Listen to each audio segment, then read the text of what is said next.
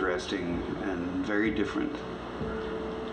As a creative, you discover early on that you can see things that other people can't see, or hear things that other people can't hear. This is not to say hallucinations, but you have the ability to draw out inspiration from sources that other people don't have to tap into. You can create something out of nothing. And it's something that you just come to accept with time. It makes you feel very empowered, very powerful. And it becomes a core part of you. But it's one of those elements that is a double-edged sword. In creative mode, I can hear the parts that aren't being played. I can see elements and colors and images that haven't been created yet or shot yet. It's this wholly consuming feeling that leaves you with incredible sense of euphoria and fulfillment. But it's a double-edged sword. With creative mode, you burn out, you cycle, you lose your edge. It's like a fall from grace. You know, you get stuck. Blank page syndrome is a very real thing. Because of that, you end up in these cycles of intense frustration and depression that are continuously fed by your cyclical creative mode. One day you're up, the next day you're down. For me, I've had periods of months where I could get nothing out, and it didn't seem to matter what I did or what I touched. I had no inspiration. It's not like this is something you can give up. This is part of who you are. This is a facet of your personality that you can't overlook or get rid of. So you have to ride the waves with it as best you can. It's really tough because you're always chasing a high, so to speak. You're always looking for the next inspiration, the next project, the next idea, the next thing to pursue.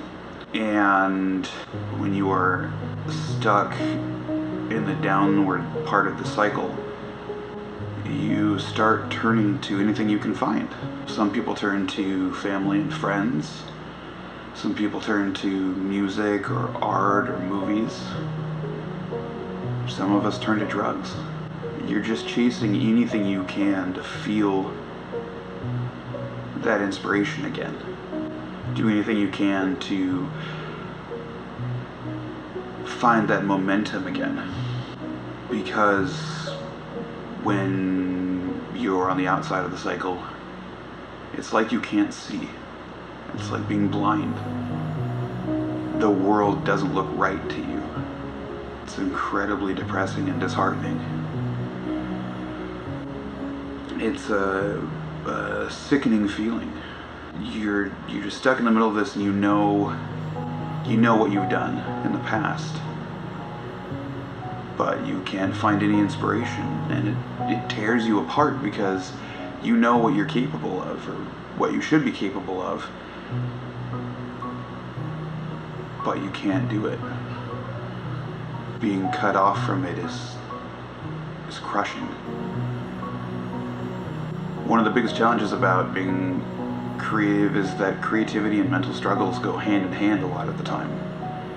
You know, depression, bipolar disorder, schizophrenia in some cases, all of these are very, very, very common in creatives.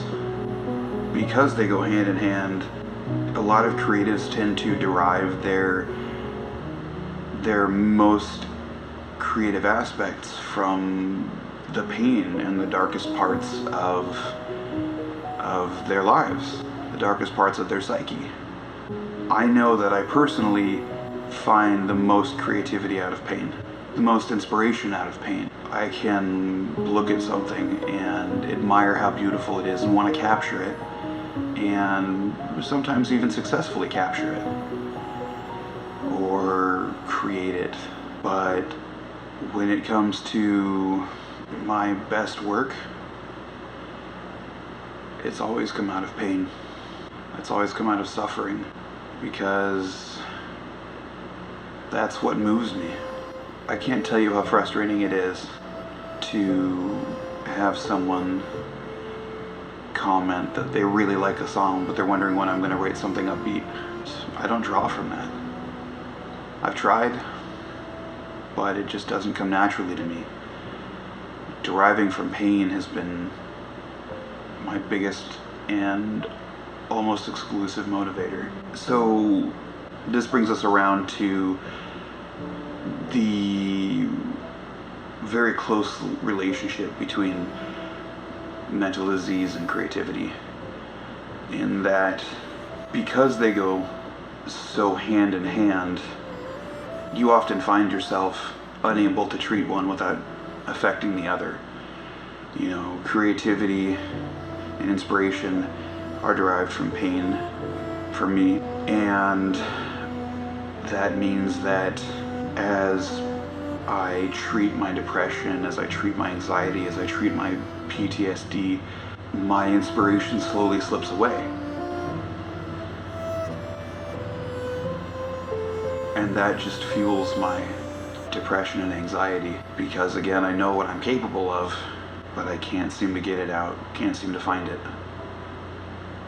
Another aspect about creatives that I've found over the years has been heightened emotional empathy. That is to say, we feel things more intensely, and we draw and take on emotions from external sources much more intensely than the average person. I experience loss in a profound way. Seeing it on TV, seeing it in fictional settings, cuts me to my core. And I can't even think about a lot of the loss I've experienced in my life without experiencing it again.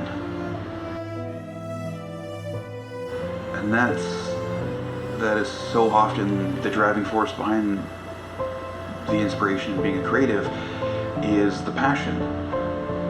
The passion to express what you're feeling, those intense, often tragic emotions that you're carrying with you, and the burdens that are weighing down on you. So often that is where you find your inspiration comes from. And that's really the other side of the coin, is the cost that we as creatives have to carry. The fact that we live this up and down struggle every day, that we feel things so much more intensely. We know that there's going to be days where we're on top of the world, and there's going to be just as many, if not more, days that we have nothing to draw on, and we can't do a damn thing about it. It's like constantly being battered, constantly taking a punch to the gut. The fact that the world is constantly turned up to 11 for us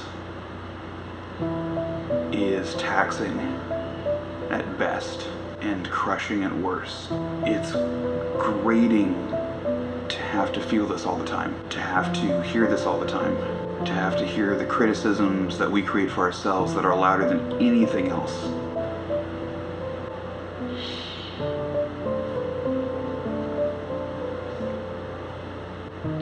Just talking about the loss is like experiencing it all over again. It's like when you don't have it, you aren't you anymore. You're just a shell. And it's sickening.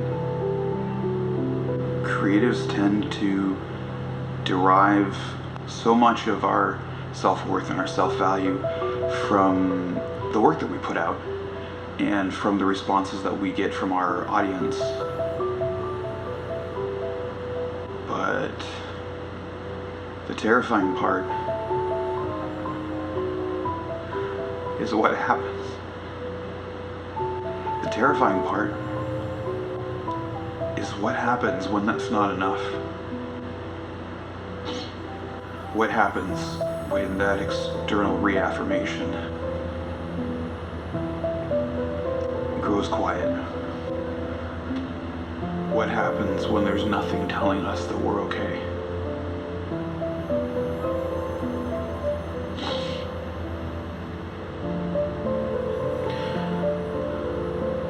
And that's the sacrifice that we live with every day, the trade-off that we have to take. Because when that external source isn't enough anymore,